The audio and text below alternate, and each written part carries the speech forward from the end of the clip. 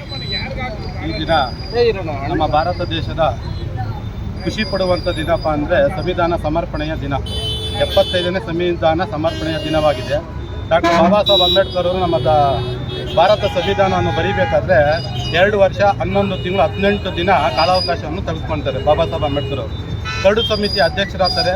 Curd ಸಮಿತಿಯ ಒಂದು ಅಧ್ಯಕ್ಷತೆಯಲ್ಲಿ 7 ಜನ ಸಹಭಾಗಿಗಳಿರ್ತಾರೆ. ಕಾರಣಾಂತರಗಳಿಂದ ಅವರು ಒಬ್ಬೊಬ್ಬರೇ ಬಿಟ್ಬಿಡ್ತಾರೆ.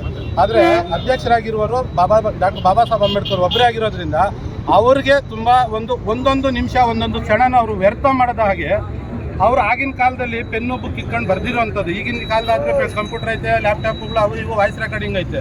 ಆಗ ಪೆನ್ನು ಬುಕ್ಕು ಬರೆದವರು ಆ ಒಂದು 2 ವರ್ಷ 11 ತಿಂಗಳು 18 ದಿನಗಳ ಕಾಲ ಸತತವಾಗಿ ಅವ್ರು ಏನು ನಮ್ಮ ಭಾರತ ದೇಶಕ್ಕೆ ಸಂವಿಧಾನ ಕೊಟ್ಟಿದ್ದಾರೆ, ಅವ್ರ ಕಣ್ಣು ದೃಷ್ಟಿ ಕಮ್ಮಿ ಆಗ್ಬಿಡ್ತದೆ. ಯಾಕಪ್ಪ ಅಂದರೆ ಈ ಭಾರತ ದೇಶದಲ್ಲಿ ಬಡತನ ನಿರ್ಮೂಲ ಆಗಬೇಕು, ಜಾತ್ಯತೀತ ಅನ್ನೋದು ನಿರ್ಮೂಲ ಆಗಬೇಕು, ಎಲ್ಲರೂ ಒಂದೇ, ಎಲ್ಲರೂ ಒಗ್ಗಟ್ಟಾಗಿ ನಾವು ಬದುಕಬೇಕನ್ನೋ ಒಂದು ಉದ್ದೇಶ ಇಟ್ಕೊಂಡು ಸಮಪಾಲು ಸಮರ್ಪಣೆಯಾಗಿ ನಮ್ಮ ದೇಶವನ್ನು ಮುಂದಿನ ದಿನಗಳಲ್ಲಿ ಪ್ರಜೆಗಳಾಗಿರುವಂಥ ಅಧಿಕಾರವನ್ನು ಸ್ವೀಕರಿಸ್ತಾರಲ್ಲ ಯಾರೇ ಆಗಿರಲಿ, ಅವ್ರು ನಡ್ಸ್ಕೊಂಡು ಹೋಗ್ಬೇಕನ್ನೋ ಒಂದು ಉದ್ದೇಶದಿಂದ ನಮ್ಮ ಒಂದು ದೇಶಕ್ಕೆ ಬಹಳ ಪ್ರಾಮುಖ್ಯತೆಯನ್ನು ಕೊಟ್ಟಿದ್ದಾರೆ.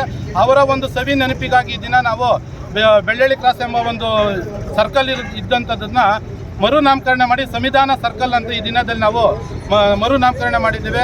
ಈ ಒಂದು ಮರುನಾಮಕರಣಕ್ಕೆ ಈ ಒಂದು ಕಾರ್ಯಕ್ರಮಕ್ಕೆ ಇಲ್ಲಿ ಎಲ್ಲ ಕೂಡಿ ಬಂದಂಥ ಎಲ್ಲ ಸುತ್ತಮುತ್ತಲ ಗ್ರಾಮಸ್ಥರು ಹಾಗೂ ಮುಖಂಡರುಗಳು ಹಾಗೂ ಸ್ನೇಹಿತರಿಗೂ ಜೈ ಭೀಮ್ ಅಭಿನಂದನೆಗಳನ್ನು ತಿಳಿಸ್ತೇನೆ. ನಿಮ್ಮ ಹೆಸರು ಹೇಳಿ. ಕಾಂತರಾಜು, ಯಲಹಂಕ ತಾಲೂಕು ಅಧ್ಯಕ್ಷರು, ಪ್ರಜಾವಿಮುಕ್ತ ಚಳವಳಿ.